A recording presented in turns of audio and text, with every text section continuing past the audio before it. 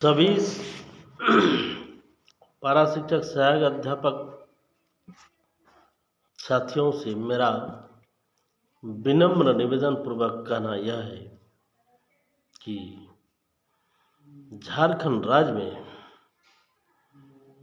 कुछ मीडिया के माध्यम से देखने को मिलता है, अधिकारीगण कहते हैं कि रोस्टर के हिसाब से नहीं हुआ है, ग्राम शिक्षा समिति के माध्यम से लिया गया है, इन लोग का वेतनमान नहीं मिलेगा। लेकिन इसका जवाब मीडिया के माध्यम से जो आया, इसका जवाब हमारा नेतृत्वकर्ता लोग अभी तक नहीं दे पाए हैं। बहुत ही दुखद विषय है। इसका जवाब के तौर पर हमारे नेतृत्वकर्ता को देना चाहिए कि जब ग्राम शिक्षा समिति के माध्यम से लिया गया है, इसको वेतनमान नहीं मिलेगा, तो ये 6 महीना के लिए आप लिए थे ग्राम शिक्षा समिति के माध्यम से शिक्षण कार्य के लिए, फिर सेवा विस्तार किए, फिर आपने प्रशिक्षित कराया, डीपी डीएलएड कराया, तो रोस्टर नहीं था उसको उसी समय खारिज कर देना चाहिए था। भारत सरकार का ये सर्व शिक्षा अभियान है, इसके माध्यम से लिया गया और दूसरे राज्यों ने, छत्तीसगढ़ ने कल्याण कर दिया उस शिक्षक को, बिहार में भी दे रहा है। तो झारखंड ही एक ऐसा राज्य है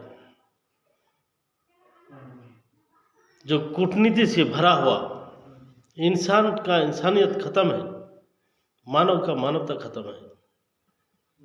मेरा मानना है कि यदि आप रोस्टर नहीं था तो उसी समय हटा देना चाहिए था।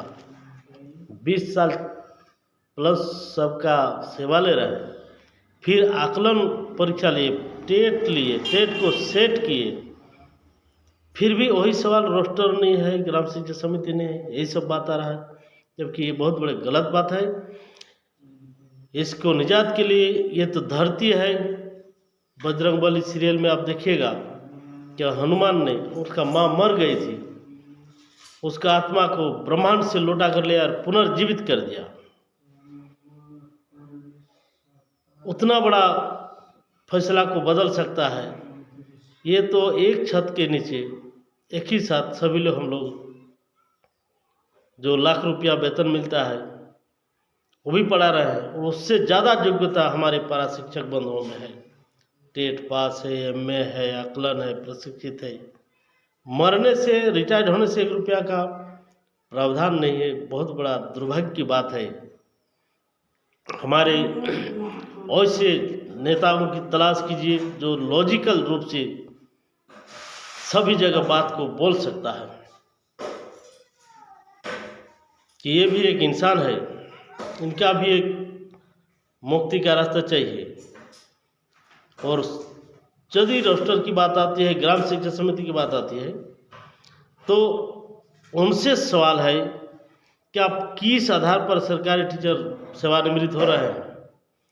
उस पद में पारा शिक्षक को सचिव बनाया जा रहा है, मिडिल स्कूल हो चाहे प्राइमरी स्कूल हो, उस समय रोस्टर कहाँ से आता है और क्यों आता है, इसका जवाब हमको मांगना पड़ेगा सरकार से। ये हमारा नेतृत्वकर्ता को करना चाहिए। लेकिन नेतृत्वकर्ता लोग समझते नहीं है। कहा गया है कि बटोगे तो कटोगे, और वही हो रहा है। आपसे ईर्ष्या द्वेष भावना को छोड़ करके मेरा सभी से निवेदन है कि अगर वेतनमान चाहते हैं, सबका कल्याण चाहते हैं, सब एक साथ मिल करके 10 दिन हड़ताल की घोषणा किया जाए और रांची में प्रवेश किया जाए। 10 दिन, मात्र 10 दिन सरकार त्राहिमाम त्राहिमाम करके विचार करेगी और विचार करके हमारे समस्याओं का समाधान करेगी। और वार्ता में जो जाता है, वार्ता में जाने का जरूरत नहीं है। आप हड़ताल की घोषणा कीजिए और घोषणा करके रांची में सब लोग जमजमाहट रहिए, लगातार आमरण अनशन 10 दिन रहिए, 10 दिन में सरकार को झुकना पड़ेगा और विचार करना पड़ेगा, अधिकार देना पड़ेगा, क्योंकि हम लोग गलत अधिकार नहीं मांग रहे।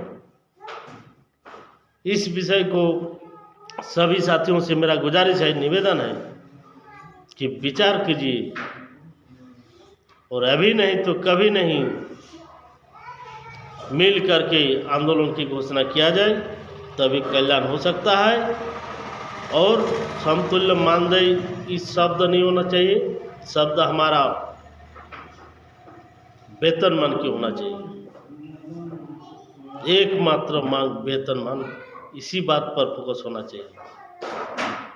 नहीं तो आपस में हम लोग का साथी लोग ईर्षा द्वेष की भावना से पढ़ करके अपना कुल्हाड़ी अपने हाथ में लेकर अपना पैर काटने का काम करते आए हैं, और इस प्रकार करेंगे तो समझ जाइए नरक में आप जी रहे हैं। लड़ना है तो शेर से लड़िए, हारने से भी बोलेगा शेर से लड़ा, जीतने से भी बोला शेर से जीता, अर्थात वेतनमान की लड़ाई होना चाहिए।